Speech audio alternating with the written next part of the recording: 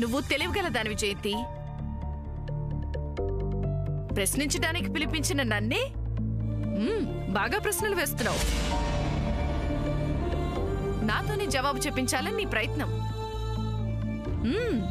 సభాష్, నీ ప్రతిభను మెచ్చుకుంటున్నాను. కాకపోతే ఒక్క మాట, నీ ప్రతిభను కాస్త పక్కన పెట్టి ఈ ఇంటి పరువు ప్రతిష్టల గురించి ఆలోచిస్తే కాస్త మంచిది.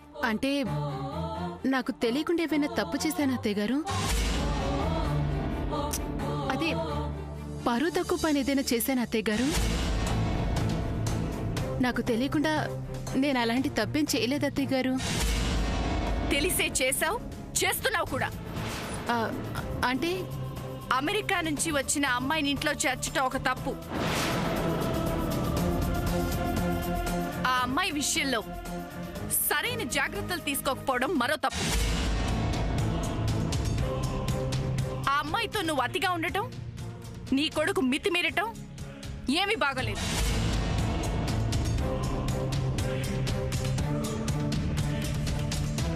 ఇప్పుడు ఏమైంది అత్తయ్య గారు?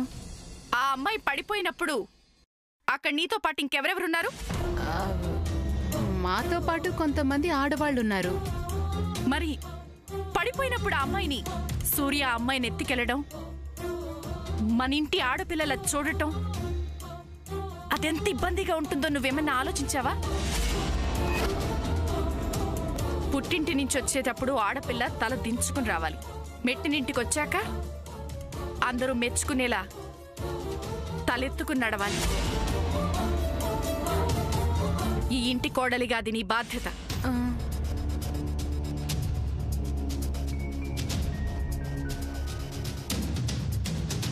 పెళ్లిడికొచ్చిన పిల్లలు ఇలా ఇంట్లో ఉన్నప్పుడు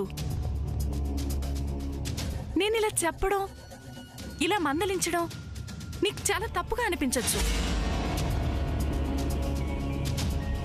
జయంతి, నువ్వు తప్పు చేయకుండా ఉంటే ఇలా చెప్పించుకునే అవసరం రాదు కదా. అంటే అత్తయ్య గారు అది నాయనమ్మా పిలిచారంట కదా? నాయనమ్మా ఎందుకు పిలిపించారు? నీకు చెప్పగలిగే వారు ఎవరున్నారు బాబు ఇంట్లో? పెద్దవాడు అయ్యావు కదా. నీ పసితనంలో నీకు చిటికెన వేలు అందించి నడక నేర్పించాను. అక్కడితో నా పని అయిపోయింది అనుకున్నాను. కానీ ఆ నడకతో పాటు నీకు మంచి నడత నేర్పించలేకపోయానా అని ఇప్పుడు అనిపిస్తోంది బాబు. నాయనమ్మా నేనేమైనా తప్పు చేశానా? అయ్యో, నువ్వు తప్పు చేయడం ఏంటి బాబు? నిన్ను తక్కువగా అంచనా వేసి ఇన్నాళ్ళు నేను తప్పు చేశాను. నాయనమ్మా అవును నాన్న, నడుస్తున్నవాణ్ణి పట్టుకోగలను గాని పరిగెత్తేవాడిని పట్టుకునే శక్తి నాలో లేదు బాబు. వయసు అయిపోతోంది కదా. నీకు తెలుసో లేదో, నాలాగా వయసు మీద పడుతున్న వాళ్ళకి వయసుతో పాటు చాదస్తం కూడా పెరుగుతుంది. ఎలాంటి చాదస్తం అంటే ఇంట్లో కొడుకులు, కోడళ్ళు, మనవళ్ళు, మనవరాళ్ళు ఎవరేం చేసినా మాతో చెప్పి చేయాలనే ఒక ఆశ. ఎంత అనవసరమైన ఆశలు! దాన్నే కదా చాదస్తం అంటారు. నాయనమ్మ ఎందుకు ఇలా మాట్లాడుతుంది? నాయనమ్మ ఎప్పుడు ఇలా మాట్లాడలేదు నాతో. ఏదో జరిగింది. ఏంటి నాన్న ఆలోచిస్తున్నావు? ఈ నాయనమ్మకు ఆ విషయం ఇప్పుడు తెలిసొచ్చిందా అని ఆలోచిస్తున్నావా? నాయనమ్మ నేను ఏదైనా తప్పు చేస్తే నన్ను తిట్టు కొట్టు, కానీ ఇలా అర్థం కాని విధంగా మాట్లాడితే నేను తట్టుకోలేను. ఇందులో అర్థం కాకపోవడానికి ఏముంది నాన్న? పెద్దవాడివయ్యో. ఎప్పుడు ఏం చెయ్యాలో, ఎవరి దగ్గర ఎలా మాట్లాడాలో, ఎవరి దగ్గర ఏం దాచాలో, ఎలాంటి విషయాలు చెప్పాలో అన్నీ నీకు బాగా తెలుసు. ఇంతకుముందు తెలియకపోయినా ఇప్పుడు బాగా తెలుసుకుంటున్నావు కదా. బాగా తెలివిగా ప్రవర్తిస్తున్నావు. సంతోషం బాబు, చాలా సంతోషం. ఇలాగే ఉండు నాయనా. ఎవరో ఏదో అనుకుంటారన్న విషయం నువ్వు ఆలోచించుకో. ఎవరి దారి వాళ్ళది. అందుకే అంటారు, ఎవరికి వారే యమునా తీరే.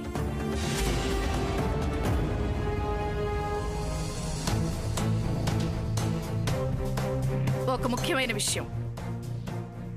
మనం సీతారాముల కళ్యాణం చేయించడానికి నిజామాబాద్ వెళ్ళాలి. నువ్వు ఇతర వ్యాపకాల్లో పడి ఆ ముఖ్యమైన విషయం మర్చిపోకుండా ఉంటే మంచిది. ముందా ఏర్పాట్లు చూడు.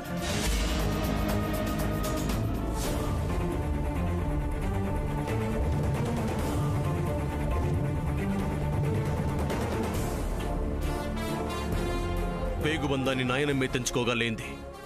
ఆ రక్త సంబంధం కోసం మీరెందుకు అంతలా పోకలాడుతున్నారు? నువ్వు మాట్లాడేది మీ కళ్యాణ అత్తయ్య గురించే కదా? నో డౌట్, ఏదో జరిగింది. అది నా వల్లే జరిగింది. కానీ నాయనమ్మ ఏం జరిగిందో చెప్పకుండా కీలేరికి వాత పెట్టినట్టు నాకు బాగానే వాత పెట్టింది. ఇంతకీ ఏం జరిగి ఉంటుంది? అమెరికా ఫోన్ విషయం నాన్నతో డిస్కస్ చేయడం నాయనమ్మకు తెలిసి ఉంటుందా? అందుకే నేనేదో తన దగ్గర దాస్తున్నట్టు మాట్లాడిందా?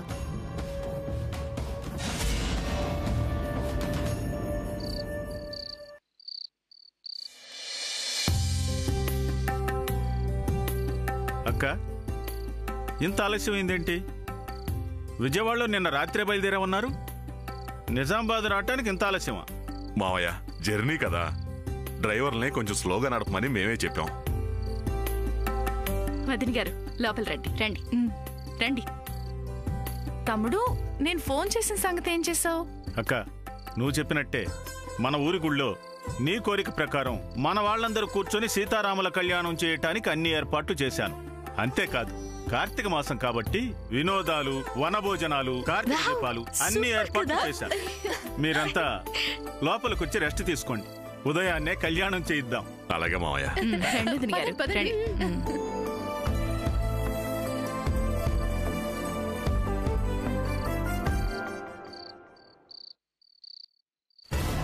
అమ్మా, పద్మ, అల్లుడు గారు బండ్లో ఉన్నట్టున్నారు. నువ్వు వెళ్ళి అల్లుడు గారిని తీసుకురా. కంగారేమీ లేదు, నిదానంగా సరదాగా మాట్లాడుకుంటూ రండి. ఇలాంటప్పుడే ఒకరినొకరు అర్థం చేసుకోవాలి. ఏంటే వెళ్ళమంటుంటే? అది కాదమ్మా, నువ్వు ఇంకేం మాట్లాడుకో, వెళ్ళు. నీకేం తెలీదు, వెళ్ళమంటుంటే ఎప్పుడు ఇంతే. ఇది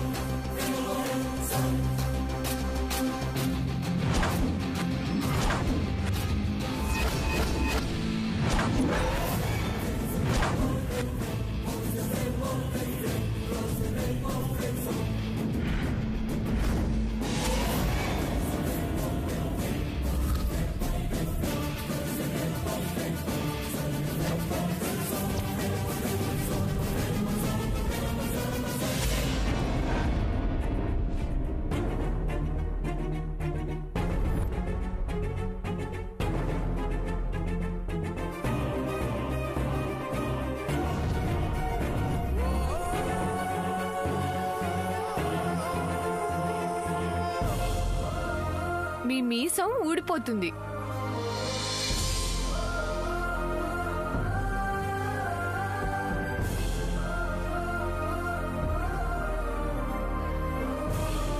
నేనే శ్రీనివాసనని ఎలా గుర్తుపట్టావు పద్మ? ఈ శ్రీనివాసుడి గురించి పద్మావతికి కాక ఇంకెవరికి తెలుస్తుంది? ఏం పద్మావతినా, అంతేనా? ప్రేమలో పడితే ఎన్ని వేషాలైనా వెయ్యాలి, తప్పదు కదా అన్నయ్య?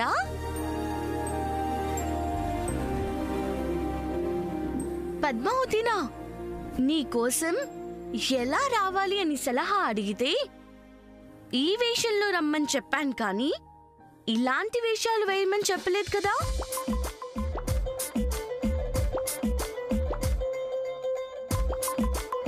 మా వదిన చేయి పట్టుకుంటావా? How day you?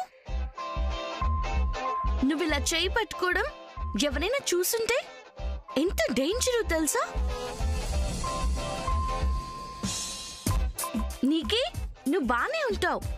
మా వదిన ఆడపిల్ల, నోట్లో నాలిక లేదు, గట్టిగా సమాధానము చెప్పలేదు, ఎవరిని ఏమీ అనలేదు, ఎవరిని నొప్పించదు కూడా. అలాంటి మా వదిన్ని నువ్వు చేయి పట్టుకుంటావా? నువ్వు చాలా పెద్ద తప్పు చేశావు. శామ్, నేను చెప్పేది కాస్త వింటావా? నేనేం వినను. I mean out of mood. అవునా? సరే, ఒకసారి ఇది చూడు, దీన్ని చూడు.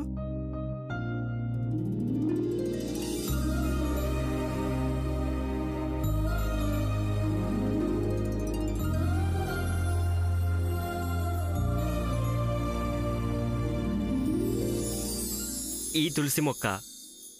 No, you're wrong. ఇది తులసి మొక్క కాదు, మై మామ్. నాకు తెలుసు శామ్, ఈ తులసి మొక్క నీకు ప్రాణమని నాకు తెలుసు. ఇది నీకందజేద్దామనే పద్మకి ఇవ్వబోయాను. అవునా? ఐఎమ్ సో సారీ అన్నయ్య.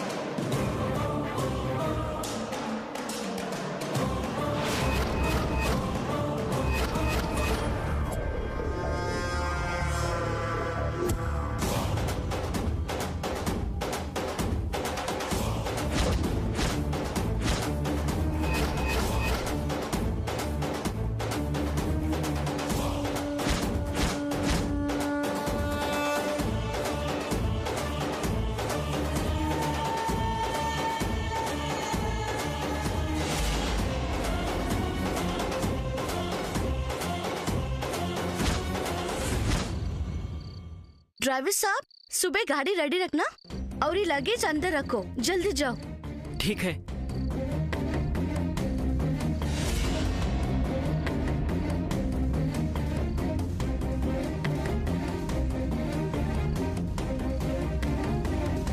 డ్రైవర్, అలా చూస్తూ నిలబడ్డావే, వెళ్ళి లగేజ్ లోపల పెట్టు.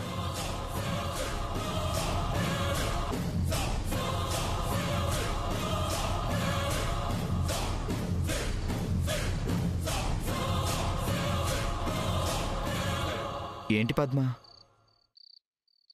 అందరూ లోపలికి వెళ్తే నువ్వు ఇక్కడేం చేస్తున్నావు? నేను రాకముందు మీరందరూ కలిసి ఏదో ప్లాన్ చేసినట్టున్నారు.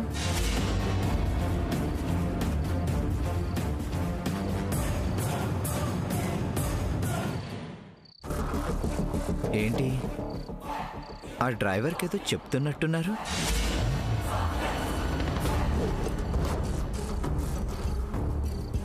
మళ్ళా నా మీద ఏమైనా రివెంజ్ ప్లాన్ చేశారా ఏంటి?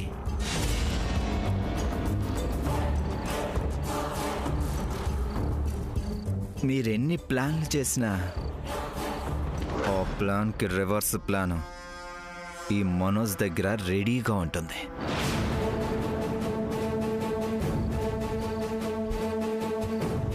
అమ్మ మిమ్మల్ని పిలుచుకురమ్మంది. వెళ్దామా?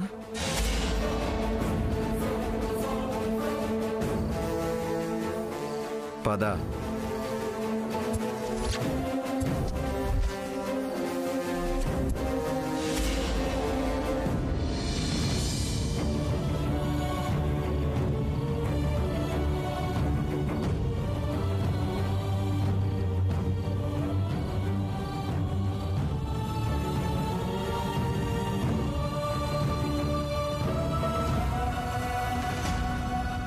ఓ, ఏం డ్రైవర్, లగేజ్ పెట్టి ఇంకా ఇక్కడే నిలబడున్నావు? ఓ, ఒక్క నిమిషం.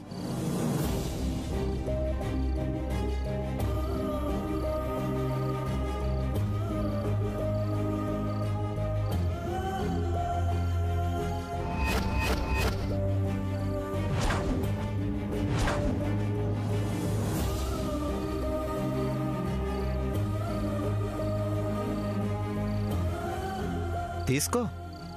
ఏంటి అలా చూస్తున్నావు? మేము కష్టపడి పనిచేసి ఇనాము తీసుకుంటాం. కష్టపడకుండా వచ్చేది ఏమైనా ఒక్క పైసా కూడా మాకు వద్దు. అలా ఆశపడితే మాకీ దేవుడు మమ్మల్ని శిక్షిస్తాడు. ఠీక్ high?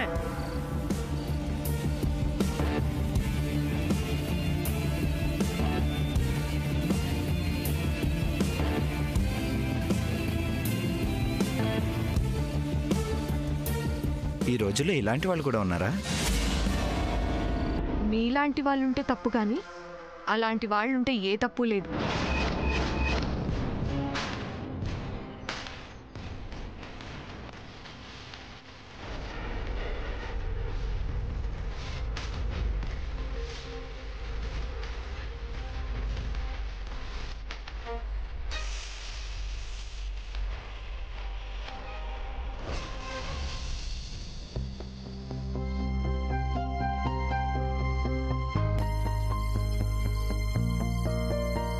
Wow, what a pleasant evening.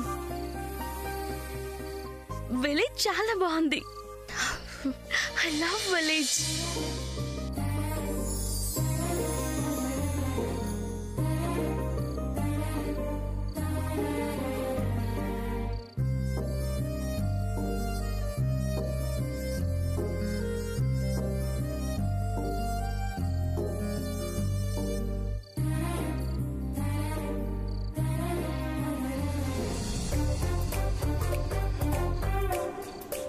బాబోయ్, దీనికి దొరికామంటే అయిపోయామే.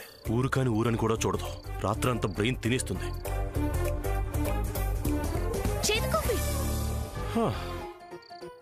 అయిపోయావురా బాబు.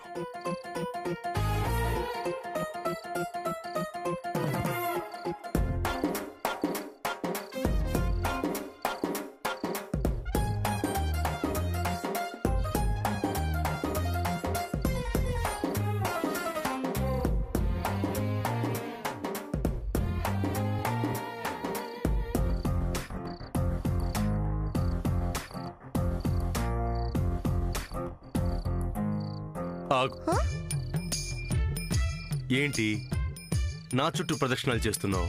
రేపొద్దున గుళ్ళో ప్రదక్షిణాలు చేస్తే కాస్త పుణ్యమైనా వస్తుంది.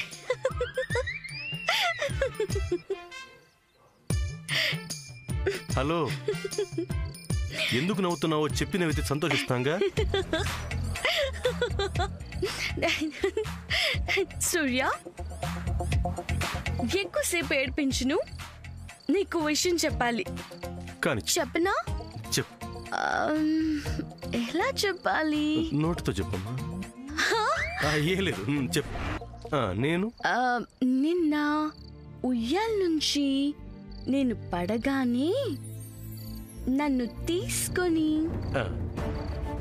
జాగ్రత్తగా గదిలో పడుకోబెట్టినందుకు నీకు నీకు నీకు థాంక్స్ చెప్పుకోవాలి.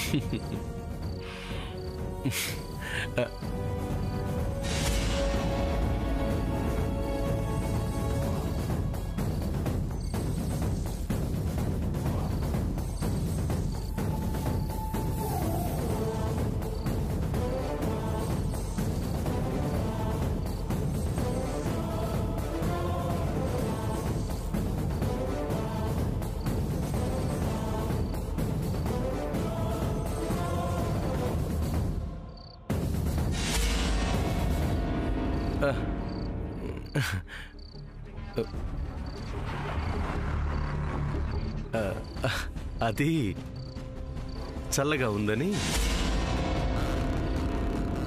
అంటే ఇప్పుడే తిన్నాను కదా, చల్లగాల్లో 4 అడుగులు వేద్దామని.